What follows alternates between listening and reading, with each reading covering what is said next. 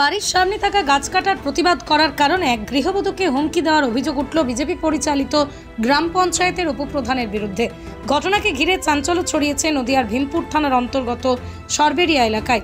অভিযোগকারী মহিলা বলেন, তাদের বাড়ির সামনে সরকারি একটি জায়গায় তারা আম গাছ লাগিয়েছিলেন। প্রচুর ফলন হয়েছিল গাছটিতে।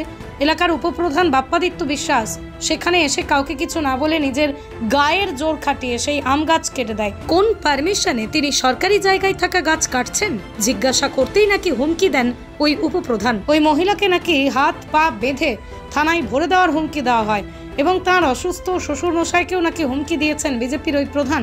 এই ঘটনায় অভিযুক্তের বিরুদ্ধে শাস্তির দাবি জানিয়ে থানার দ্বারস্থ হয়েছেন তিনি। ঘটনাটা কি ঘটেছিল বলুন? ঘটনাটা 23 তারিখ বেলা 10:30টার সময় প্রচুর লোক এসেছে আমার আশেপাশে, এসে আমার গাছ কাটবে। তা আমি তখন, আমার বাড়ির লোক বাড়ি ছিল না, আমি বললাম দেখুন আমার বাড়ির লোক বাড়ি নেই, এখন গাছ কাটা হবে না।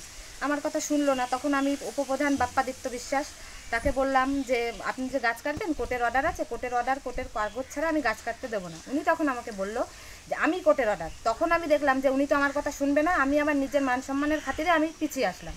আসার পরে আমি আমার বাড়ির লোককে ফোন করলাম, ফোন করে বাড়ি আসলো, এসে সঙ্গে সঙ্গে চলে গেল উপপ্রধানের কাছে। গিয়েছে উপপ্রধানের কাছে গিয়ে দেখা করেছে। তখন উপপ্রধান বলেছে, ভাই মনে কিছু করিস না, আমি তোকে 2টো গাছ লাগিয়ে দেবো।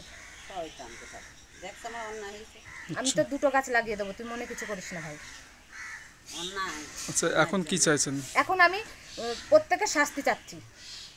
যে আমার আর উপপ্রধান বাপ্পাদিত্য বিশ্বাস কথায় কথায় বলে কি হাত পা বেঁধে থানায় ভরে দেবো।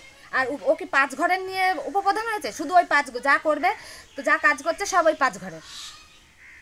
হুমকিও দিচ্ছে আপনাকে? হ্যাঁ, আমাকে হুমকি দিচ্ছে, যা পারিস করে নিস, কি করবি। শুধু উপপ্রধান বলে না, এই পাড়ার প্রত্যেকে আমাকে হুমকি দিচ্ছে। আর আমার বাড়ির লোক ও মানে আমরা জোটে খাই না জোটে না খাই, মানে আমরা নিজের মতো নিজে থাকি। আর আমাদেরকে কেন বললো যে হাত পা বেঁধে থানায় ভরে দেবো। আর উনি হচ্ছে মেন্টাল, আমার শ্বশুরমশাই, উনি হচ্ছে মেন্টাল। উনার ওয়াইফ মারা গেছে, উনার একটা 22 বছরের ছেলে মারা গেছে। উনাকে পর্যন্ত বলে কি যে ও হাত পা বেঁধে আমি থানায় ভরে দেবো। আচ্ছা, আপনি থানায় জানিয়েছেন? হ্যাঁ, আমি জানিয়েছি। আপনি এখন কি চাইছেন? আমি এদের শাস্তি চাচ্ছি। যারা আমার গাছ কেটেছে আমি শাস্তি চাচ্ছি। আমার গাছে কম করে 1 মণ আম ছিল। আমার একটা বাচ্চা ছোট, সে দেখছে আম, কিন্তু আমরা একটাও খেতে পারিনি। অম্রপলি আম কেবল পাকছিল, আমরা একটা আমও পারিনি। গাছ কি সরকারি জায়গায় ছিল? হ্যাঁ, গাছ সরকারি জায়গায় ঠিক আছে, সরকারি লোক গাছ কাটবে, কোর্টের অর্ডার ছাড়া কেন দাদা হিসাবে গাছটা কাটলো? আপনার নাম? আমার নাম রীনা বিশ্বাস, বাড়ি ভীমপুর। এদিকে অভিযুক্ত পঞ্চায়েত প্রধান বলেন, ওই আম গাছটা যে জায়গায় ছিল সেখানে হরিনাম সংকীর্তন হয়, পুজোও হয়, তাই লেবার লাগিয়ে ওই জায়গাটা পরিষ্কার করা হয়েছে। তাছাড়া ওই ড্রেনের পাশে আম গাছ থাকলে ড্রেন ফেটে যাওয়ার ভয় ছিল, যে কারণে এই গাছটা কাটা হয়েছে। এছাড়া আর কোনো ঘটনা ঘটেনি। বিষয় না, আমি দিইনি, তার কারণ ওই জায়গাটায় দীর্ঘদিন ধরে হরিনাম সংকীর্তন হয়ে আসছে এবং নীল পুজো হচ্ছে। সেই জায়গাটায় ওদের সঙ্গে আলোচনা করে মাপা হয়েছে, পঞ্চায়েত থেকে মাপা হয়েছে, মেপে ওদেরকে ছেড়ে দেওয়ার জন্য বলা হয়েছে।